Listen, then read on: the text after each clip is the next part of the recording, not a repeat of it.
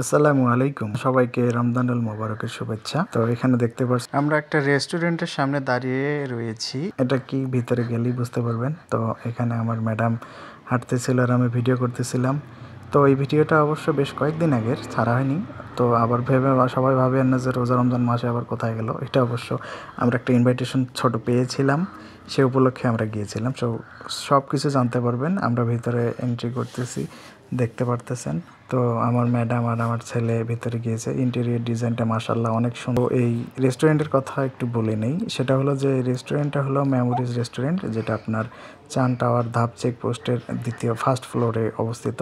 তো এখানে দেখতে পাচ্ছেন আমাদের সেই কাঙ্ক্ষিত কাপল ব্লগার ভাইয়া অয়ন এবং আপু জয়া, মানে পথিক কাপল যে পেজ, সেই পেজের ওনারদের। আর এই রেস্টুরেন্টের ওনারও কিন্তু ওই আপু এবং ভাইয়া। এখানে ঢোকার পরে আমাদের সাথে একটু ফটোশ্যুট করলাম। এরপরে ওনার ভাই ছিল, যে ম্যানেজিং ডিরেক্টর হিসেবে আছে, উনি আমাদের একটু ফটো সেশন করে দিলেন, ভিডিও করে দিলেন। এরপর আমরা বসে পড়লাম টেবিলে মেনু বুক নিয়ে, দেখা যাক কি অর্ডার করা যায়। আমরা দেখতেছি, এটা ওটা দেখতেছি। তো সচরাচর আমার ছেলে বলতেছে এখন কি খাবে, বলতেছে চিকেন চাউমিন খাবে। তো চিকেন চাউমিন। তো আমরা আসার পরে আমাদেরকে ফ্রি স্পন্সর ওয়েলকাম ড্রিঙ্কস করা হয়েছিল, সেটাই আমরা দেখতেছেন। আমার ছেলে নিয়ে বসে পড়েছে আর আমার ম্যাডাম ওখানে যে কিছু ফটোশ্যুট এবং ভিডিও শ্যুট নিচ্ছিলেন। আমি কি ক্যামেরাম্যান হিসাবে সবখানে যাই। তো সেখানে যে আমার কাজ বরাবর যা ছিল তাই করতেছিলাম।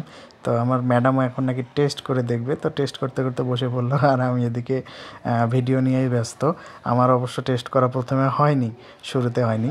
তো জিজ্ঞেস করলাম কেমন, তো বললো যে ভালো মাশাআল্লাহ। তো আমি বললাম ফ্রি জিনিস অবশ্যই ভালোই হয়, বাঙালি ফ্রি পেলে নাকি আলকাতরাও খায়। এখানে দেখেন চিকেন চাউমিনটা আমাদের চলে এসেছে। তো আমার ম্যাডাম এটা উঠায় ওনার ছেলেকে দিচ্ছিলেন।